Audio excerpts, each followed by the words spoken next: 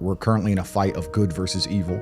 It's genuinely that serious. This is whether it's the Bible or the Quran or any superhero movie, this is the battle of good versus evil. And anybody who doesn't see that every armed conflict on the planet, the conflict for our minds, the way the Matrix is attempting to control us, this is genuinely a battle of God versus Satan. And if you think that you can just sit idly by while these two titans go to war and you're not going to end up caught up in the crossfire, then you're absolutely and utterly ignorant at best, a coward at worst, and I think it's most likely cowardice. We're in the middle of the greatest battle that humankind has ever faced, and unless people stand up and actually try and fight hard for good and for God, then we're going to end up in absolute tyrannical slavery. The mentors, the idols, the icons that they purport to the youth via the Matrix are degenerate because they want a degenerate class of semi-miserable, sad people. They see me as a threat because of my mass influence. And me being positive in and of itself is also a threat to the establishment because they don't want people to be happy. They want you to be semi-depressed and sad and miserable, because when you're sad, you're self-obsessed. You're sitting at home, me. It makes you very selfish. Yeah. You don't care about your community when you're sad. Yeah. You don't care about your country when you're sad. You don't care about the injustices of the world when you're sad. You don't care about trying to actually go and make the world a better place because you're too busy thinking about yourself. So they want you miserable, semi-depressed, sad, unhappy, so that you can sit at home and accept them doing whatever they want to the planet and other people without ever talking or standing up or doing the right thing. If you're happy and motivated, you're going to be far more likely to fight against injustices. So the fact that I have mass influence and I can just make people feel better is a threat to them. They don't want me to make people feel better. They talk about men's mental health and pretend to care, but when I come along and genuinely help and stop people from committing suicide, they delete me. They don't want that. They want everybody semi-depressed. They want you miserable. They want you distracted so that you're too busy crying your eyes out in a room somewhere or sitting in deep thought, worrying about this girl who left you so they can just continue to run the world. You're never going to be truly happy in your mind if you go against the teachings of God. I don't care how much money you make. If you're a bad person, you're not going to feel happy. I don't care how much money you make. If you snake people or lie to people or do bad to people, you're never going to feel happy true deep in your heart. True in your heart, we're intrinsically designed to do right and do good. And that's something that God gave us. And when you have that, you understand that that's more important than anything else. So these people who are up here promoting degeneracy, saying, take Percocets and bang girls and drink vodka and you're going to be great. I drink. I'm not saying I don't drink, but that's not my message. I don't sit here on a podcast and say, everyone drink.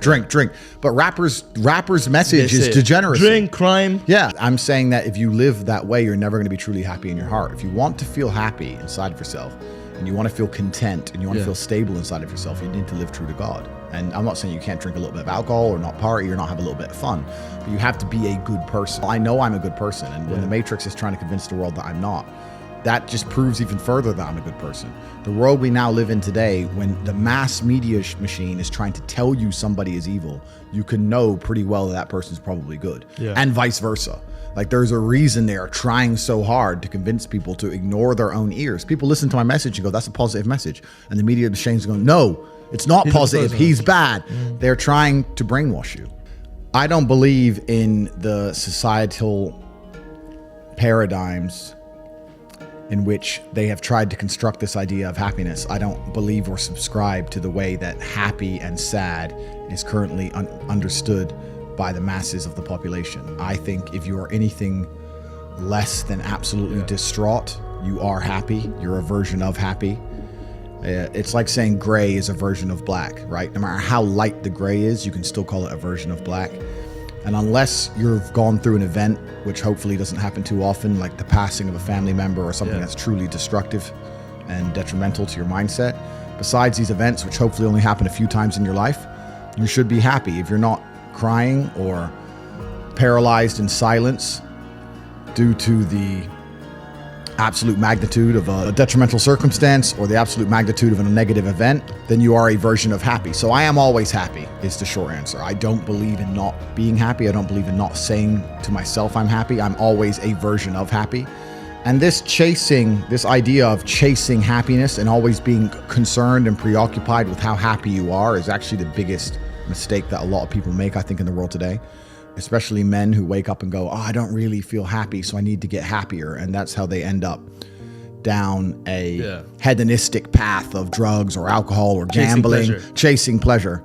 I don't care how I feel. I don't care if I feel happy or sad. It doesn't really affect what I do each day. I do the exact same things. I act the exact same way. I don't care. Yeah.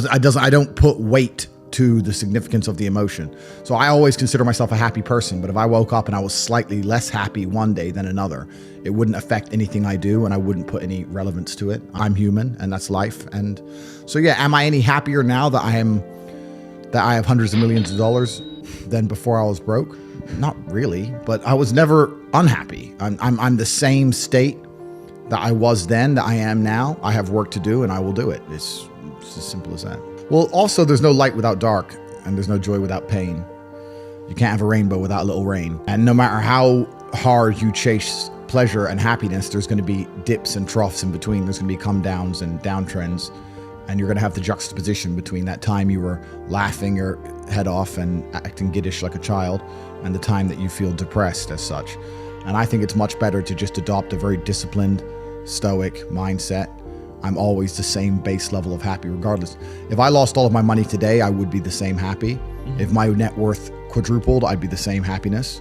As long as I am alive, which is a struggle, unfortunately, in the current climate, but as long as I'm alive and the people I care about and love are alive, and as long as God gives me the honor of doing my duties and providing for the people I care about, as long as I get to wake up and know that there's a whole bunch of people in the world who need me and I get to work hard to please them and do good for society and good for the world, then I'm a vessel of God and I'm happy enough to survive. That's all I look at it as. I don't ever consider how do I feel. That doesn't cross my mind. I have things to do. And how I feel really is not going to affect how I complete those tasks. When I speak to men, they say I'm unhappy or I need to be happier.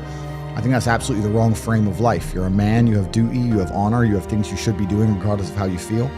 And the people who are perma-obsessed with happiness or sadness, I just think it's the wrong paradigm to view the lens of life. I think you should get up and do what needs to be done.